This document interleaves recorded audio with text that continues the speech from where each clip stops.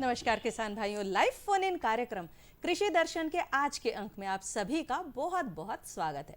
किसान भाइयों, जैसा कि हम सभी जानते हैं कि आने वाले दिनों में आप अपने खेतों से रबी की फसल लेने वाले हैं और रबी की मुख्य फसल यानी कि गेहूं की उन्नत किस्में कौन कौन सी हैं, उसकी उन्नत हम खेती किस प्रकार से कर सकते हैं, कम लागत में अधिक उत्पादन किस प्रकार से ले सकते हैं। अगर इन सभी बातों का अच्छे से ध्यान रखा जाए तो निश्चित तौर पर आप अपने खेतों से अधिकाधिक पैदावार प्राप्त कर सकते हैं।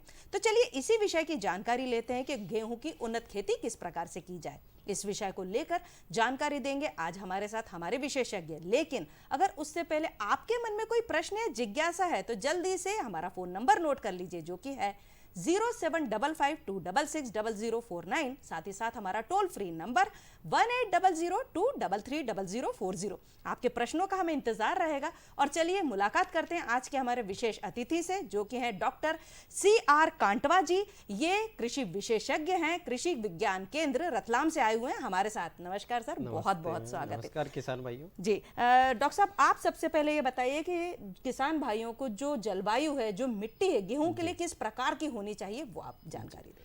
किसान भाइयों, अगर आप गेहूं की खेती करना चाहते हैं तो सबसे पहले उसके लिए उपयुक्त जलवायु होना बहुत ही आवश्यक है। इसके लिए जो गेहूं की अपनी फसल है उसको अपन सर्दकालीन ऋतु में ही लेते हैं, जिसके लिए ठंडा एवं शुष्क वातावरण होना बहुत ही ज़रूरी है।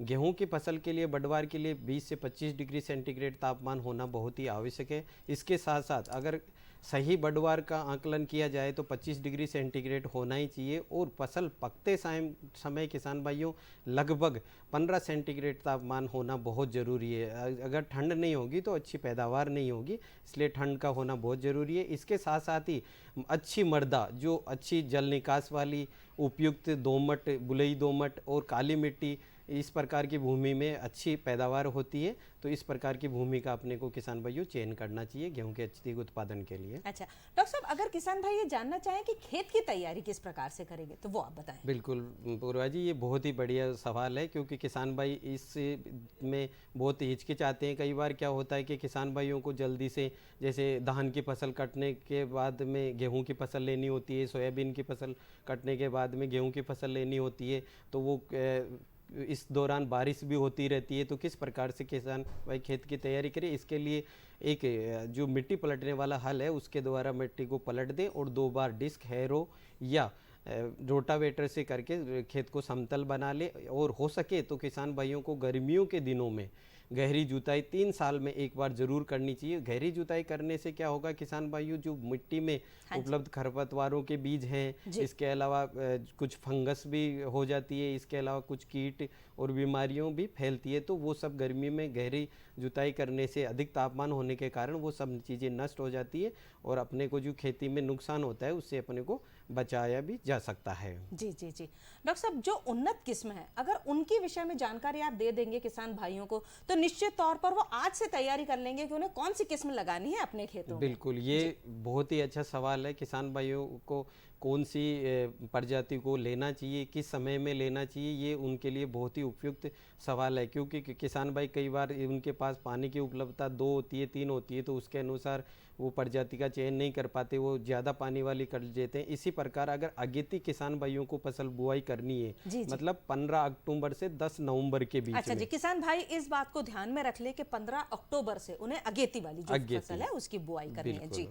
और 10 नवंबर तक। जी, ये स्क्रॉल भी चल रहा है हमारे स्क्रीन पर, किसान भाई नोट भी कर सकते हैं कि कौन कौन सी किस्में उन्हें लगानी है अगेती में। जी जी बिल्कुल, इसमें जो सरबती प्रजातियां हैं उसमें HI 1500 जिसे हम अमृता के नाम से भी जानते हैं, हाँ जी। HI 1531 जिसे हम हर्षिता के नाम से जानते हैं, HD 2987 जिसे पूसा बहार भी कहते हैं। जी, जी। इसके अलावा MP 3288 और GW एक DBW 110 भी ले सकते हैं। इसके अलावा जो कठिया प्रकार के गेहूं होते हैं उसमें भी HI 8627 जिसे मालव क्रांति के नाम से जानते हैं वो उगानी चाहिए। इसके अलावा HI 8777 लेनी चाहिए। इसके अलावा HI 8802 लेनी चाहिए, जी। HI 8805 भी लेनी चाहिए। इसके हाँ जी। अलावा पूसा प्रभात एवं DDW जो नई प्रजाति अभी विकसित हुई है 47 नंबर की, ये भी उनको लेनी चाहिए। इसके अलावा बात करें किसान भाइयों समय पर बुआई के लिए, तो समय के पर बुआई के लिए मतलब कि 10 नवंबर से लेकर 25 नवंबर के बीच में अच्छा। ये एक उपयुक्त समय है गेहूं की अच्छी पैदावार लेने के लिए। तो इसके लिए अपने को जो नवीन चंदोसी है, सवर्णा है, पूर्णा है, GW 322, 366, 496, 451 ये प्रकार के अपने को जो सरबती प्रजातियां हैं वो उगानी चाहिए। इसके अलावा जो कठिया प्रकार की प्रजातियां हैं उसमें HI 8663 जिसे अपन पोषण भी कहते हैं। इसके अलावा पूसा मंगल है, पूसा अनमोल है और पूसा तेजस जो आज के समय में सबसे ज़्यादा उत्पादन देने में रिकॉर्ड तोड़ उत्पादन हुआ है। तो किसान भाइयों को जिनके पास पर्याप्त पानी की व्यवस्था हो वो पूसा तेजस अवश्य लगाएं। इसके अलावा पूर्वा जी सबसे मेन है कि कईयों के धान की कटाई लेट होती है जिसके कारण उनको लेट जो प्रजातियां उत्पादन हो, पछेती जिसे कहेंगे किसान भाई, अगर पछेती लगाना चाहे कौन कौन सी किस्में लगाएं। तो इसके लिए किसान भाइयों को जो दिसंबर के माह में लगानी है उसके लिए HI 1418 जिसे नवीन चंदोसी कहते हैं, JW 1203, MP 4010 और राज 4238 प्रकार की प्रजातियां लगानी चाहिए किसान भाइयों को। अच्छा जी, ये तो बहुत ही अच्छी आपने जानकारी दी है। किसान भाई अगर ये जानना चाहें कि बीज की दर क्या होगी, उन्हें कितनी भूमि में कितना बीज लगाना होगा? बिल्कुल पूर्वा जी, ये किसान भाई अभी भी बहुत ज़्यादा बीज की मात्रा उपयोग करते हैं जिसके कारण जो गेहूं की ब्रांचेज निकलनी चाहिए उतनी ब्रांचेज नहीं निकल पाती और किसानों को ज़्यादा बीज का भी नुकसान होता है, साथ ही साथ उत्पादन में भी कमी होती है। इसके लिए जो किसान भाई अगर मान लो छोटे दानों के गेहूं की प्रजाति है तो उसके लिए आप 100 किलोग्राम प्रति हेक्टेयर उपयोग करें। इसके अलावा अगर मध्यम प्रकार के दाने हो तो उनके लिए जैसे सरबती प्रजातियां होती हैं उनके मध्यम प्रकार के दाने होते हैं उसके लिए 120 किलोग्राम प्रति हेक्टेयर के हिसाब से वो लें। इसके अलावा अगर मोटे दाने हैं तो किसान भाइयों को 140 किलोग्राम प्रति हेक्टेयर के हिसाब से लेना चाहिए। इसके लिए अगर किसान भाई बाहर की प्रजाति ना ले या घर की उनके पास गेहूं की अगर प्रजाति है तो किसान भाइयों को एक छोटा सा फॉर्मूला है वो भी अपना सकते हैं। किसान भाई लगभग 1000 दाने ले ले गेहूं के और उनका वजन कर ले। उनका वजन अगर माना जाए कि 40 ग्राम आया है तो 40 ग्राम वजन के हिसाब से 1 एकड़ में 40 किलोग्राम गेहूं का उपयोग। डॉक्टर साहब मैं आपको रोकना चाहूंगी, हमारे साथ हमारे एक कॉलर जुड़ चुके हैं, अनिल जाट जी रतलाम से, आपके क्षेत्र से हैं। नमस्कार जी, स्वागत है आपका, पूछिए आप अपना प्रश्न। जी पूछिए अनिल जी, आप अपना प्रश्न पूछिए। जी सर, मैं पूछना चाह रहा हूँ कि जो रतलाम क्षेत्र है यहाँ पर गेहूं की कौन सी उन्नत खेती लगाई जाए? जी, रतलाम में कौन कौन सी उन्नत किस्म लगा सकते हैं? अच्छा, रतलाम के लिए, रतलाम में क्या है, में मालवा रीजन पड़ता है तो उसमें क्या है किसान भाइयों को पानी की उपलब्धता कई जगह बहुत ही कम है। इसके लिए किसान भाइयों को जो कम पानी में अधिक उत्पादन देने वाली प्रजातियां हैं जैसे HI 1605, DBW 110, MP 3288 ये कम पानी वाली प्रजातियां लगानी चाहिए जिससे कि उनको उत्पादन में जो हानि होती है वो नहीं हो। और अगर ज़्यादा पानी हो किसान भाइयों के पास, मान लो 4 से 5 पानी वो किसान भाई दे सके तो उनके लिए अगर किसान भाई पूसा तेजस लगा ले, GW 451 लगा ले, 322 लगा ले, GW 366 भी लगा सकते हैं। जी, हमें आशा है कि आपके प्रश्न का आपको उत्तर मिल चुका होगा। हम पुनः अपने विषय पर आ जाते हैं। हम पछेती की जो किस्म है उनके विषय में बात कर रहे थे। जी, पछेती किस्मों को जो बात की मैंने, दिसंबर के माह में अपने को बुआई करनी है। जो किस्में आपको बताई जा चुकी है पहले भी, और इसके अलावा मैं फिर से रिपीट कर देता हूँ, MP 4010, राज 4238, JW 1203 और नवीन चंदोसी, ये प्रकार की प्रजातियां किसान भाइयों को पचेती में लेना लगाना चाहिए। चाहिए। किसान भाई ये तो जानते ही हैं कि बीजोपचार करने से जो आगे आने वाली मुसीबतें हैं, रोग हैं, कीड़े हैं, उनसे बचत हो सकती है, लेकिन बीजोपचार किस प्रकार से करना चाहिए और उसका सही तरीका क्या है, वो अगर आप बताएं। बिल्कुल पूर्वा जी, ये किसान भाई अभी भी क्या होता है कि किसान भाइयों से भूल होती है, जिसके कारण वो बीज उपचार समय पर नहीं कर पाते और उसके कारण किसान भाइयों को बहुत ज़्यादा नुकसान सहन करना पड़ता है, क्योंकि जो बीजों के द्वारा जो बीमारियां होती है वो फील्ड तक पहुंच जाती है और फील्ड तक पहुंचने के बाद वो बहुत ज़्यादा मात्रा में फैल जाती है। तो फिर किसान भाइयों को मतलब एक टीकाकरण कर लेना चाहिए बीज उपचार में। तो उसकी जगह उनको कई लीटरों के में दवाइयों को बहाव करना पड़ता है, 2-2 3-3 स्प्रे करने पड़ते हैं। इसके लिए किसान भाइयों को मैं एक बताना चाहूँगा कि एक विधि है FIR। एफ का मतलब फंजीसाइड, फफूंदनाशक, आई का मतलब इंसेक्टिसाइड और कीटनाशक, और आर का मतलब राइजोबियम वगैरह जो कल्चर होते हैं जैव उर्वरक, उनको उपयोग करें।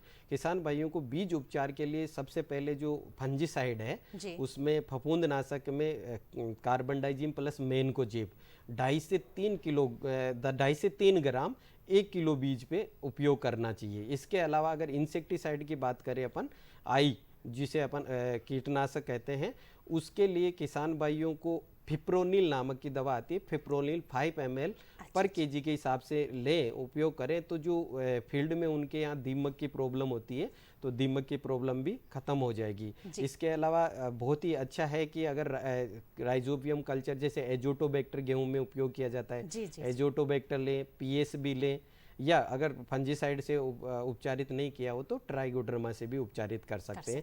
इसके लिए किसान भाई 10 ml पर, जैसे रेजोटोबैक्टर 10 ml या PSB ले तो उपयोग PSB 10 ml और ट्राइकोडर्मा भी 10 ml ले सकते हैं। अगर जो एजोटोबैक्टर और PSB उपयोग करेंगे तो किसान। डॉक्टर साहब, मैं आपको रोकना चाहूंगी, हमारे साथ एक और हमारे दर्शक जुड़ चुके हैं, महेंद्र पटेल जी दमोह से। नमस्कार जी, स्वागत है आपका, पूछिए आप अपना प्रश्न। जी नमस्ते मैडम।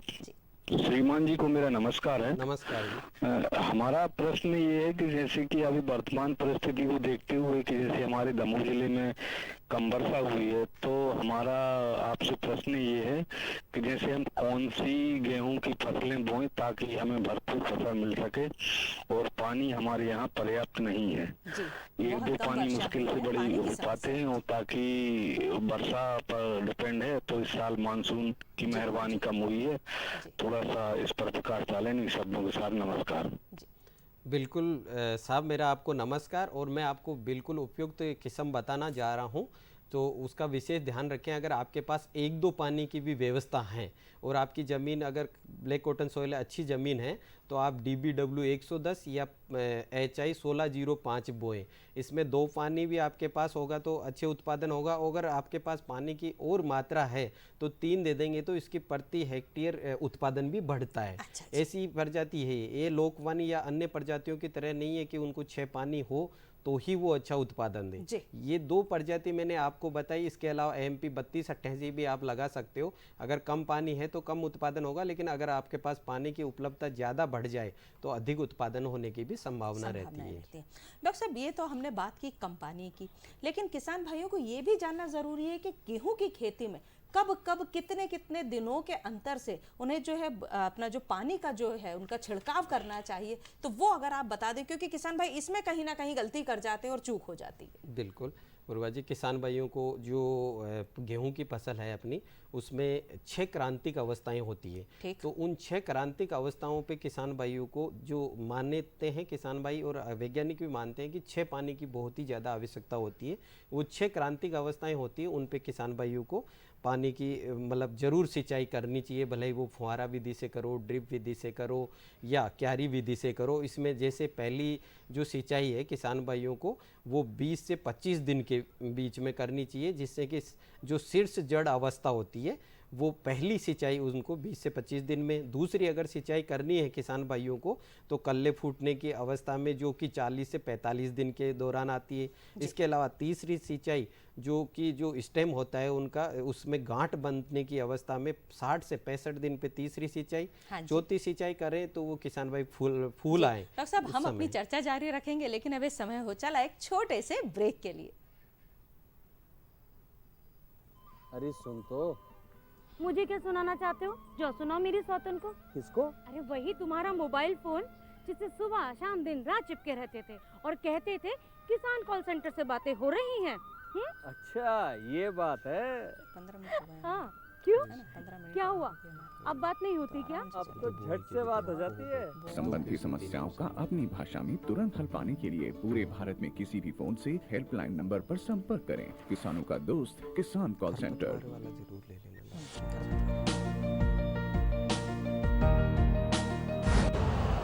यूरिया का स्वदेशी उत्पादन 70 लाख टन बढ़ाने के लिए 6 उर्वरक संयंत्रों का उद्धार किया जा रहा है। FCIL के गोरखपुर, सिंदरी, तलचर और रामागुंडम संयंत्र, HFCL की बरौनी इकाई और BVFCL की नामरू फोर्थ। सोने पर सुहागा ये है कि देश में अब बनेगा सिर्फ नीम लेपित यूरिया, क्योंकि इससे होगा किसानों का फायदा ही फायदा। अनाज का उत्पादन 10% तक बढ़ेगा। बढ़ेगी 10 से 15% नाइट्रोजन क्षमता।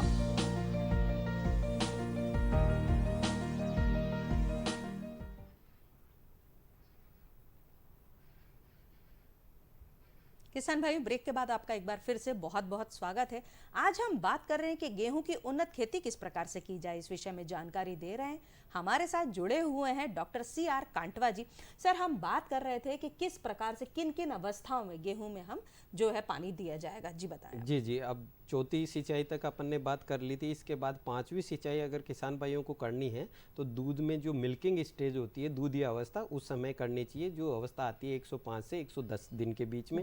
इसके अलावा जो लास्ट सिंचाई है वो दाना भरते समय 120 से 125 दिन में। इसके अलावा अगर किसान भाइयों के पास, जैसा कि अभी के एक किसान भाई ने पूछा कि हमारे पास मान लो 2 ही सिंचाई है तो हम कब दें, तो उनको पहली सिंचाई शीर्ष जड़ बनते से जो 20 से 25 दिन के दौरान आती है। इसके अलावा दूसरी सिंचाई फूल बनते समय जो 80 से 85 दिन के दौरान आती है, उस समय किसान भाइयों को करना चाहिए। इसके अलावा अगर किसी किसान भाई के पास 3 पानी की व्यवस्था है, 3 सिंचाई करनी है, तो पहली 20 से 21 दिन के बाद में, दूसरी सिंचाई वो 60 से 65 दिन के बाद में करें, और तीसरी सिंचाई जो 105 से 110 दिन के मध्य में करनी चाहिए किसान जी भाइयों। जी जी, ये हमने बात की कि सिंचाई के विषय में।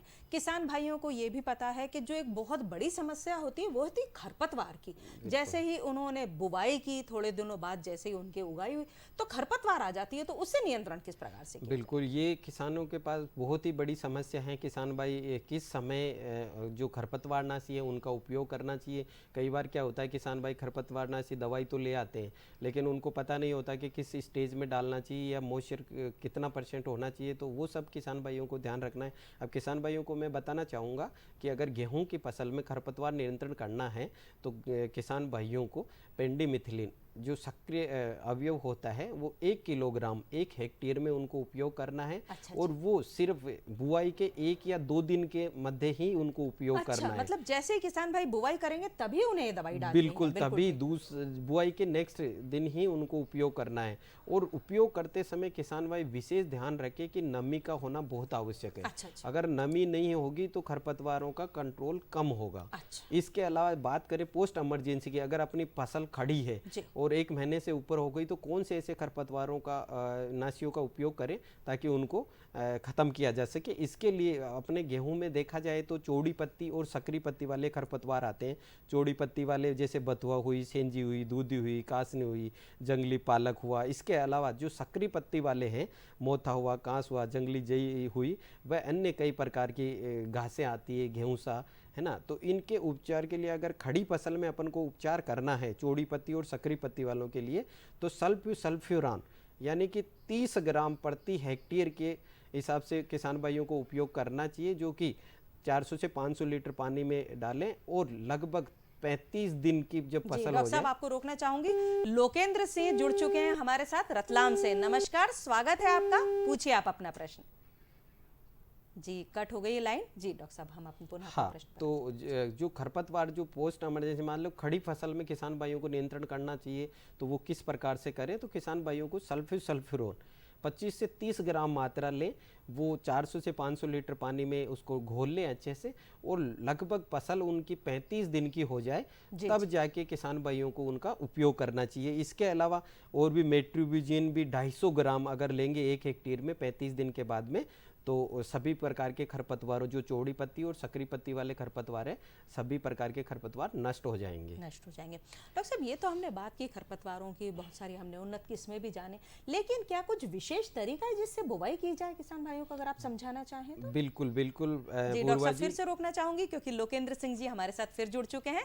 नमस्कार जी, स्वागत है आपका हमारे कार्यक्रम में, पूछिए आप अपना प्रश्न। जी लोकेंद्र जी, सुनाई दे रही है आपको मेरी आवाज? हेलो। हाँ जी, आपकी आवाज आ रही है, पूछिए आप अपना प्रश्न। हाँ जी, मैं चाहता हूँ कि बीज उपचार के लिए हम लोग क्या करें ऑर्गेनिक में? बीज उपचार वैसे तो डॉक्टर साहब बता चुके हैं, लेकिन एक और बार अगर आप इन्हें बता दें। जी, बीज उपचार के लिए आप ये करें किसान भाई, जो FIR विधि है उसी का उपयोग करें, जिसमें फंजीसाइड, इंसेक्टिसाइड और कल्चर उपयोग करते हैं। अगर आप मान लो कि फंजीसाइड में कार्बनडाजिम प्लस मैनकोजेब 2.5 से 3 ग्राम प्रति किलोग्राम पे उपयोग करें। इसके अलावा आप इंसेक्टिसाइड में फिप्रोनिल या क्लोरोफोरिफोस 5 ml प्रति किलो के हिसाब से भी उपयोग कर सकते हैं। इसके अलावा एजोटोबैक्टर है, PSB है, ट्राइकोडर्मा भी आप उपयोग कर सकते हैं। चलिए, बहुत अच्छी बात है। अब मैंने आपसे बात की बुवाई की, तो बुवाई का क्या विशेष कुछ तरीका है वो आप बताएं। हाँ, बुआई के लिए किसान भाई क्या करते हैं कि बीज दर का विशेष महत्व है इसमें, कि जो बुआई की विधि है तो किसान भाई क्या करते हैं कि छिटकवा विधि आज भी भूख के खेती करते हैं। उसमें क्या होता है कि किसान भाइयों को फिक्स माप नहीं होता और उसमें जितना बीज डालना होता है उससे डबल कहीं अधिक डल जाता है। हाँ, तो उसमें क्या होता है कि किसान भाइयों को बीज का तो नुकसान होता ही होता है, साथ के साथ फसल का जो फुटाव होना चाहिए वो फुटाव भी नहीं होता। तो किसान भाइयों को जो छिटकवा विधि है उसको छोड़ देना चाहिए। उसमें अगर बात करें अपन 1 बीघा की, 1 बीघा में 25 किलोग्राम या 30 किलोग्राम गेहूं का उपयोग करना चाहिए। वहाँ किसान भाई 40 से 45 किलोग्राम का उपयोग करते हैं। तो ऐसे करेंगे तो किसान भाइयों को नुकसान होगा। इसके लिए आप क्या डॉक्टर साहब, फिर से रोकना चाहूंगी आपको। हमारे साथ हमारे एक और कॉलर जुड़ चुके हैं, नंद स्वरूप मिश्रा जी बाराबंकी से। नमस्कार, स्वागत है आपका, पूछिए आप अपना प्रश्न। हाँ नमस्कार मैडम, मैं नंद स्वरूप मिश्रा बाराबंकी से। मैं जानना ये चाहता हूँ गेहूं की उन्नत खेती करने के लिए जो हम बीज लेते हैं, जिसमें फाउंडेशन बीज होता है, सर्टिफाइड होता है, प्रमाणित बीज होता है, तो हमें अपने खेत में कौन सा बीज बोना चाहिए? हमारी मिट्टी की पीएच मान कितनी होनी चाहिए जो गेहूं की खेती के लिए अच्छा हो? जी डॉक्टर साहब। जी नमस्कार किसान भाई, मैं आपको बताना चाहता हूं कि अगर आप बीज उत्पादन की तरफ जाना चाहते हो तो फाउंडेशन सीड, जिसे अपना आधार बीज कहते हैं, आप आधार बीज लगाएं अगर ज़्यादा उत्पादन लेना है तो। और अगर खेती के पर्पज़ से ही आपको गेहूं की फसल उगानी है तो आप सर्टिफाइड, जिसे अपन प्रमाणित बीज कहते हैं, वो प्रमाणित बीज आप ही उगाएं, ताकि अपने को खेती में किसी भी प्रकार का नुकसान ना हो सके। बीज जो भी आप बीज उगाएं वो साफ़ सुथरा होना चाहिए, उसमें किसी भी प्रकार के खरपतवारों के बीज नहीं होने चाहिए, कटा फटा नहीं होना चाहिए। तो ये 2 प्रकार के आप बीजों का चयन करें। अगर बीज उत्पादन के लिए आपको अगर बिजनेस के मूड से जाना है तो आप आधार बीज लगाएं, फाउंडेशन सीड जिसे कहते हैं, नहीं तो आप प्रमाणित बीज का बुआई करें। जी, हम बात कर रहे थे जो कि हमारे बीज की बुवाई किस प्रकार से की जाए, जी बताएं। हाँ, तो मैंने किसान भाइयों को बताया कि छिड़काव विधि को आपको छोड़ना है। छिड़काव विधि से आप खेती ना करें क्योंकि उसका कोई फायदा नहीं है। आपको छिड़कने के बाद भी बुआई तो करनी पड़ती है। और उसमें और भी कई किस प्रकार की कठिनाइयाँ आती है, जैसे खरपतवार नियंत्रण करना हो तो उसमें अंदर जाने में, नियंत्रण करने में दिक्कत आती है। इसके अलावा आप किसान भाई ऐसा करें कि आजकल तो सीड्रिल इस प्रकार की आने लग गई कि 2 आगे के खाने में आप खाद डालिए, पीछे के खाने में आप बीज डालिए। अगर सीड्रिल कम फर्टिलाइजर वाली सीड्रिल उपयोग करते हैं तो उसमें क्या होगा कि एक तो उपयुक्त आपकी बीज दर काम में ली जाएगी, इसके अलावा पौधे से पौधे की दूरी भी मेंटेन हो जाएगी और खरपतवार नियंत्रण के लिए भी इजी रहेगा। और जो अपन जो फर्टिलाइजरों का उपयोग करते हैं, जो उर्वरकों का उपयोग करते हैं, वो भी बीज से उपयुक्त दूरी, जैसे 2 से 3 सेंटीमीटर नीचे गहराई में डलता है। तो उससे क्या होता है कि जो अपना खाद का जो पूरा का पूरा अपनी फसल को उपयोग होता है और अधिक उत्पादन मिलने की भी संभावना होती है। इसके अलावा आजकल और नई टेक्नोलॉजी आ गई, फरव विधि। ये फरो इरिगेशन रिज बेड पद्धति से, उसमें क्या होगा कि 3 लाइन जो मोटी बेड बनेगी, उसके बीच में उसके बाद में एक फरो बनेगा, फिर 3 लाइन गेहूं की लगाएंगे, फिर फरो बनेगा। जो फरो बनती है उसमें आप सिंचाई दे सकते हो। जिन क्षेत्रों में पानी की उपलब्धता कम है तो वो उनके द्वारा उसमें कम से कम 25% से 30% आपको बीज की भी बचत होगी और पानी की भी बचत होगी। इसके अलावा अगर किन अगर अलग अलग किसानों के पास मान लो कि धान की फसल अभी खड़ी है, उसको कटने में समय लगेगा, तो उनके लिए जो खेती को तैयारी करते हैं उसके दौरान जो 1 वीक का लगभग 7 से 10 दिन का समय खराब होता है, या पलेवा करके करते हैं या खेती तय करते हैं ना, तो उस प्रकार में उनको दिक्कत आ जाती है। तो किसान भाइयों को जीरो सीड ड्रिल, उससे भी वो उपयोग कर सकते हैं। वो जीरो जो सीड ड्रिल है वो सिर्फ बीज और फर्टिलाइजर डालने का ही काम करती है। जैसे धान के पुआल खड़े हैं तो उनमें सीधा बीज का उपयोग कर सकते हैं, जिससे क्या होगा कि किसान भाइयों को जो खेत की तैयारी में जो कॉस्ट लगती है, जो खेती में लागत होती है, वो भी कम होगी और उपयुक्त अच्छा उत्पादन भी मिलेगा। जी जी जी। किसान भाई अगर ये जानना चाहें कि उर्वरक की मात्रा कितनी आप उनको बताएंगे कि कितनी जमीन में कितनी उर्वरक की मात्रा लगानी चाहिए, डालनी चाहिए? जी बिल्कुल। अभी भी क्या है कि किसान भाइयों की कई प्रकार की धारणाएं हैं पूर्वा जी, जो कि वो इस प्रकार सोचते हैं कि मैंने इस खेत में 2 बैग यूरिया के डालता हूं तो वो 2 बैग ही डालते हैं। अच्छा। अभी भी अगर पड़ोसी ने 2 बैग डाले तो वो भी 2 बैग ही डालते हैं। ऐसा नहीं करना चाहिए। किसान भाइयों को पहले मृदा स्वास्थ्य कार्ड, जैसे अपना स्वास्थ्य का कार्ड होता है वैसे ही मृदा का स्वास्थ्य कार्ड भी तैयार होता है, तो वो किसान भाइयों को मृदा स्वास्थ्य कार्ड बनाना चाहिए, ताकि उससे उसमें पता चलेगा कि आपको कितनी मात्रा नाइट्रोजन की डालनी है, कितनी फास्फोरस की डालनी है, कितनी पोटास की डालनी है, या अन्य भी कोई माइक्रोन्यूट्रिएंट की कमी है तो वो डालें। अब मैं बताना चाहूँगा किसान भाइयों को कि अगर मान लो आपके पास सॉइल हेल्थ कार्ड भी नहीं बना, तो एक साधारण एक तरीका है, जैसे कि जो सरबती प्रकार की अपनी प्रजातियाँ उनमें 120 kg नाइट्रोजन डालें, 60 किलो फास्फोरस डालें और 40 किलो पोटास डालें। और कभी भी किसान भाई गेहूं की अगर फसल लेते हैं या कोई भी 3 फसल के बाद में जिंक सल्फेट डालना ना भूलें, क्योंकि अनुसंधान में पाया गया है कि जो जिंक की कमी है वो अपने लगभग 50% तक जिंक सल्फेट की कमी है, तो उसके कारण भी अपनी फसलों को नुकसान होता है। तो 5 किलोग्राम प्रति बीघा के हिसाब से जिंक सल्फेट का भी किसान भाई उपयोग करें। उपयोग करने में विशेष ध्यान रखना है किसान भाइयों को। जो अगेती जो प्रजातियां लगाते हैं उसमें 80 किलोग्राम नाइट्रोजन, 40 किलोग्राम फास्फोरस और 30 किलोग्राम पोटास का उपयोग करें। इसके अलावा जो पछेती प्रजातियां हैं उसमें किसान भाई 80 किलोग्राम नाइट्रोजन, 40 किलोग्राम फास्फोरस और 20 किलोग्राम पोटास का उपयोग करें। अब उपयोग जो इनका लेना है, किस हिसाब से लेना है, वो किसान भाइयों को विशेष ध्यान रखना चाहिए कि कई बार क्या होता है कि किसान भाई पूरी मात्रा एक साथ उपयोग कर लेते हैं। अच्छा। तो उनको ये एक विशेष ध्यान रखना है कि फास्फोरस और पोटास और जिंक सल्फेट इनकी पूरी मात्रा बुआई से पहले या बुआई के समय ही उपयोग ले लेनी चाहिए। कभी भी फास्फोरस का और पोटास और जिंक का ऊपर से फसलों पे नहीं डालना चाहिए। हाँ, फोलियर स्प्रे में आप कर सकते हो वो, लेकिन काफ़ी कम मात्रा में होता है। इसके अलावा जो नाइट्रोजन के किसान भाइयों को उपयोग करना है, नाइट्रोजन की 50% मात्रा वो बुआई के समय दे दें और 50% 2 स्प्लिट में किसान भाई दे सकते हैं, जो पहली सिंचाई पे और दूसरी सिंचाई पे, तो उनसे किसान भाइयों को बहुत अच्छा उत्पादन होगा। डॉक्टर साहब, आप आए हमारे स्टूडियो में और हमारे किसान भाइयों को इतनी रोचक जानकारी दी, उसके लिए आपका बहुत बहुत धन्यवाद। धन्यवाद किसान भाइयों, हमारी चर्चा आगे भी ऐसी जारी रहेगी, नित्य नए विषय लेकर आते रहेंगे हम आपके लिए। तो कृषि दर्शन देखना ना भूलिएगा। अगले अंक में फिर होगी मुलाकात कुछ अन्य कृषि संबंधित जानकारियों के साथ। तब तक के लिए मुझे आज्ञा दीजिए। नमस्कार।